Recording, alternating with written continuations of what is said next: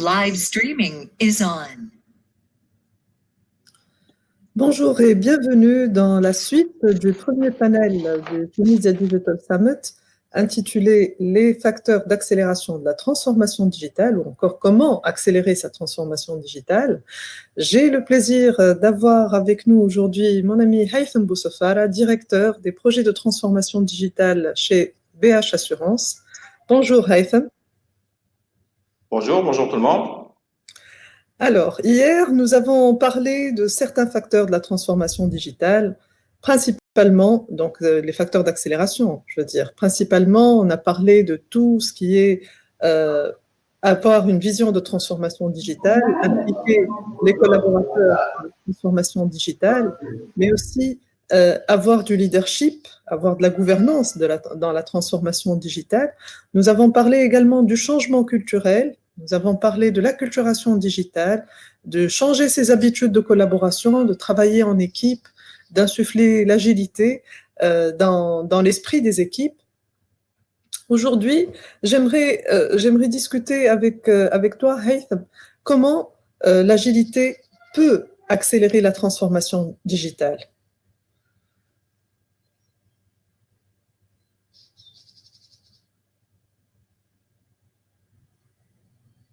Haytham?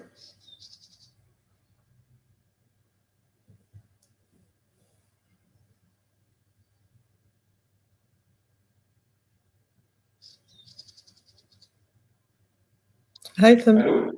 Oui. Je vous entendais pas, ça marche, mais... Pas de souci. Oui, bien sûr.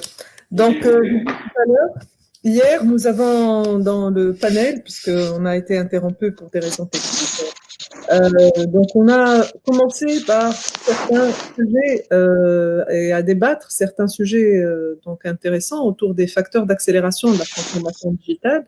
En particulier, nous avons parlé du changement de culture, nous avons parlé de l'adoption de nouveaux modes de collaboration entre les équipes, du désilotage de l'entreprise pour justement collaborer, faire en sorte à ce que toutes les équipes collaborent ensemble pour faire avancer les projets de la transformation.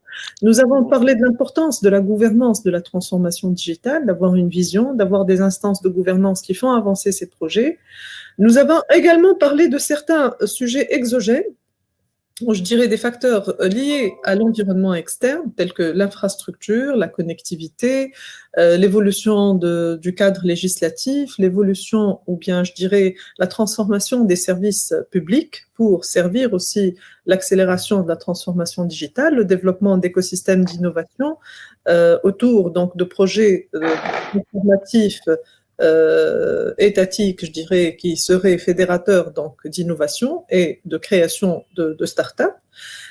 Aujourd'hui, on aimerait s'attarder sur le volet de l'agilité. Aujourd'hui, comment l'agilité peut accélérer les projets de la transformation digitale, Haytham? Au fait, l'agilité, dans son sens le plus large, représente un vrai accélérateur pour la transformation digitale. On peut le percevoir principalement sur 3 niveaux. D'abord, au niveau de l'entreprise, et qui doit être capable de s'adapter rapidement à des changements inattendus de son environnement, tout en conservant une continuité stratégique, opérationnelle et humaine. Là, il faudrait faire attention de ne pas confondre agilité et réactivité. Être réactif, c'est de réagir sur le court terme à la survenance d'un imprévu. Être agile, c'est d'être capable d'absorber les menaces et de saisir les opportunités, tout en assurant sa continuité. Il est certain que rien n'est permanent sauf le changement. D'ailleurs, la pandémie a montré les limites des anciennes méthodes, surtout en période de confinement.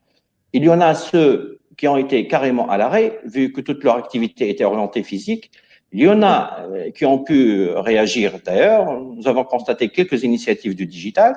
Et il y en a ceux qui ont su absorber la menace et qui l'ont transformée en opportunité.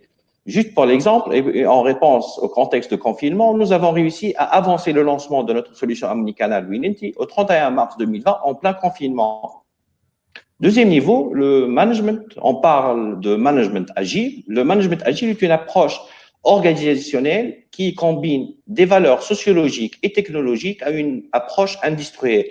On parle d'équipe autonome, de management participatif, de délégation, de flux bidirectionnels, top-down, mais aussi bottom-up, et j'en passe. D'ailleurs, nous avons opté pour conduire notre transformation digitale à mettre en place une organisation matricielle qui fonctionne en mode projet, composée d'équipes pluridisciplinaires avec des instances de gouvernance stratégique et opérationnelle. Nous sommes déjà à notre 4e itération parce qu'il faut le préciser aussi que l'organisation agile est une organisation en mouvance continue pour améliorer son efficacité, contrairement aux organisations figées. Tout à fait. D'ailleurs, on parle aussi de management horizontal et qui consiste à considérer le rôle de manager comme étant un facilitateur. En d'autres termes, il passe du statut du dirigeant à celui du chef d'orchestre. Il doit être à l'écoute de ses membres d'équipe pour les aider à trouver des solutions. Il facilite les initiatives. Il doit être source d'inspiration et de motivation. D'ailleurs, ses KPI à lui sont plus axés sur le développement de compétences plutôt que sur les résultats. Le management agile est centré autour de l'humain et confirme la règle d'Aristote: le plaisir dans le métier, mais la perfection dans le travail. Passons juste au dernier nouveau très vite, qui concerne les méthodes agiles. Peu importe la méthode utilisée, qu'on parle de Scrum ou autre, en tout un point commun, celui de dire que planifier la totalité d'un projet dans les moindres détails avant de le développer est contre-productif, car il est rare que tout se passe comme prévu. Souvent, des aléas surviennent et vous forcent à revoir votre planification. Les méthodes agiles recommandent de se fixer des objectifs. Le projet est ainsi divisé en plusieurs itérations successives jusqu'à l'atteinte de l'objectif final. Cette approche est plus flexible puisqu'elle laisse place aux imprévus et aux changements. Autre point important, les méthodes agiles reposent sur une relation privilégiée entre le client, qu'il soit interne ou externe, et l'équipe projet. La satisfaction du client étant la priorité, l'évolution de ses besoins est prise en compte et les ajustements sont effectués afin de répondre à ses attentes. D'ailleurs, nous avons pu, grâce à ça, lors de la sortie de notre solution omnicanal, à orienter la solution au contexte de confinement et qui était plus centrée sur la gestion des réclamations, les déclarations de sinistres et l'espace santé, plutôt que sur de la souscription. Et je vais finir par l'agilité n'est pas une norme à respecter. À chacun sa vérité, à chacun sa réalité. Elle vient surtout concilier une organisation pyramidale, efficace, claire, mais rigide, à une organisation libérée, innovante, flexible, mais qui ne tient pas compte de la diversité des individus. L'agilité tire profit des avantages de l'un et de l'autre, mais surtout, elle s'adapte à tout contexte et à tout environnement. Excellent, excellent. Merci, Haytham, pour cette réponse. Aujourd'hui, il est nul doute que pour faire avancer la transformation digitale, la communication interne joue un rôle très, très important.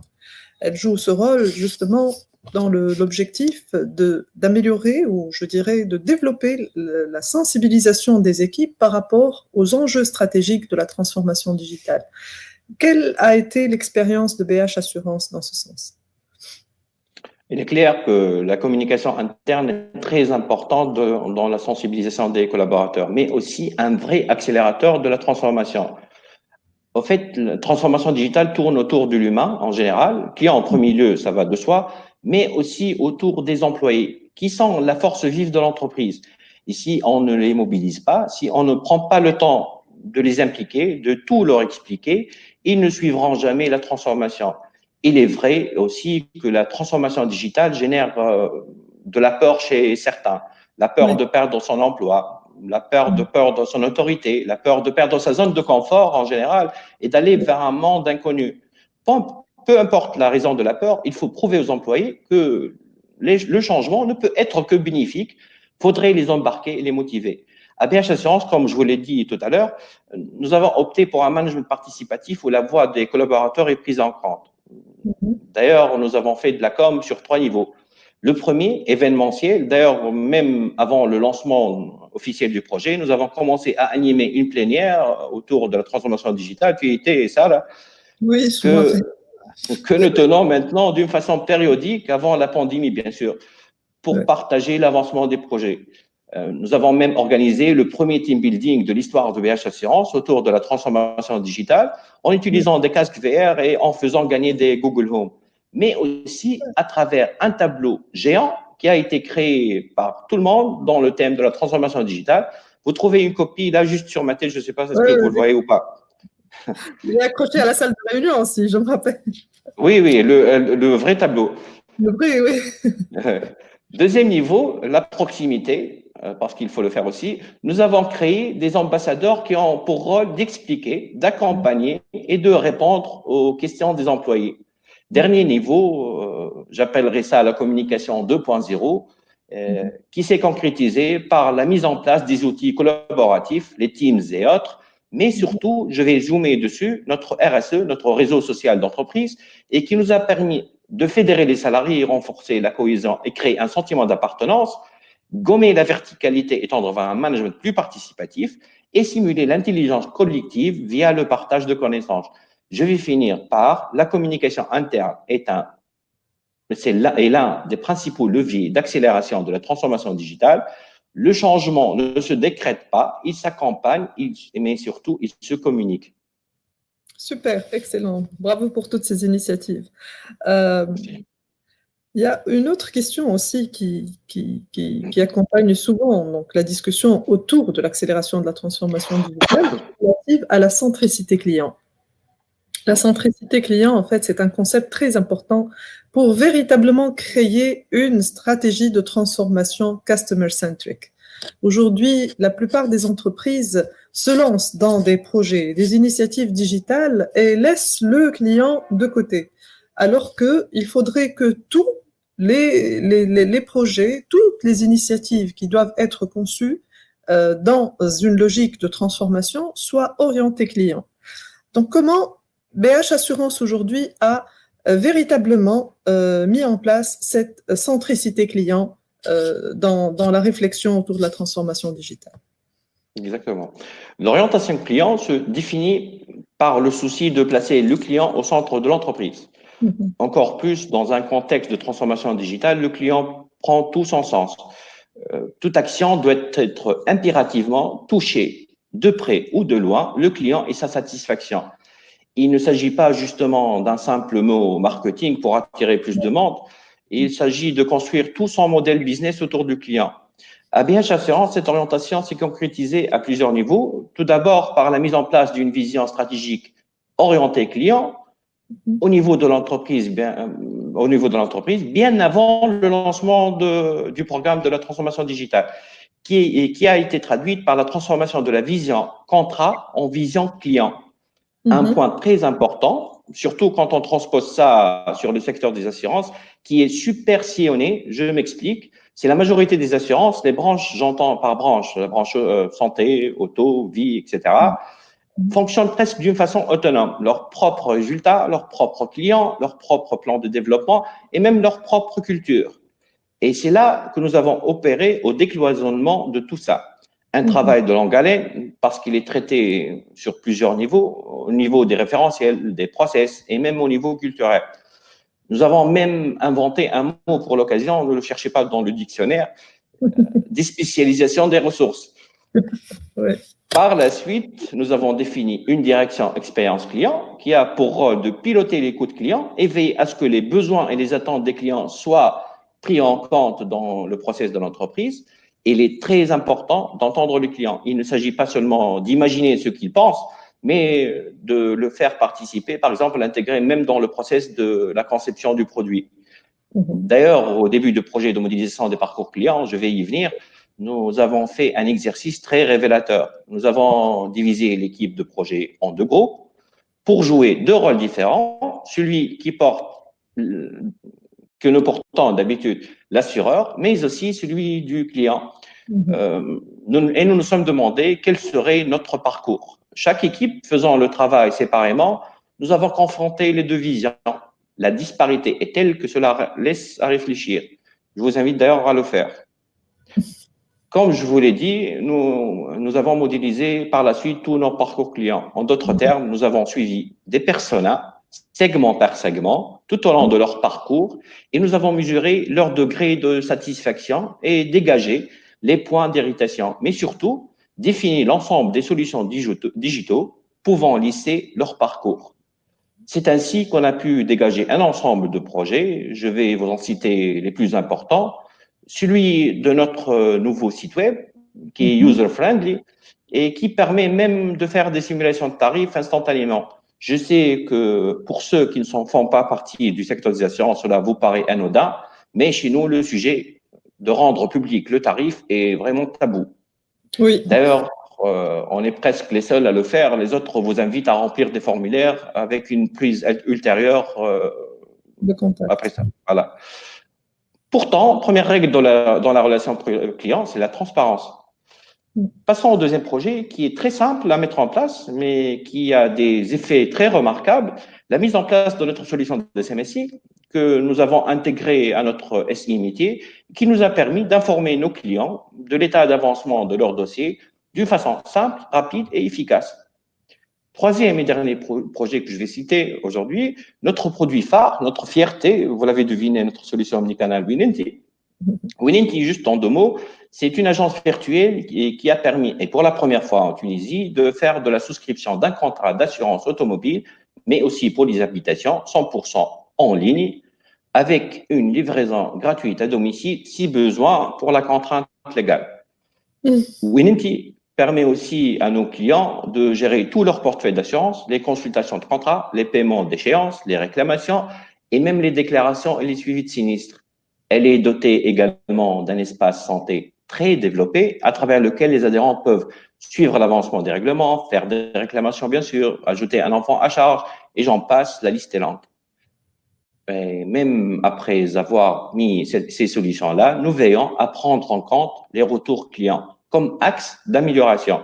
D'ailleurs, nous avons intégré plusieurs fonctionnalités qui étaient recommandées par nos clients, notamment en facilitant l'inscription, en intégrant un OCR à cette phase. Désormais, il suffit de prendre en photo votre CIN pour qu'il reconnaisse l'authenticité du papier et extraire les données.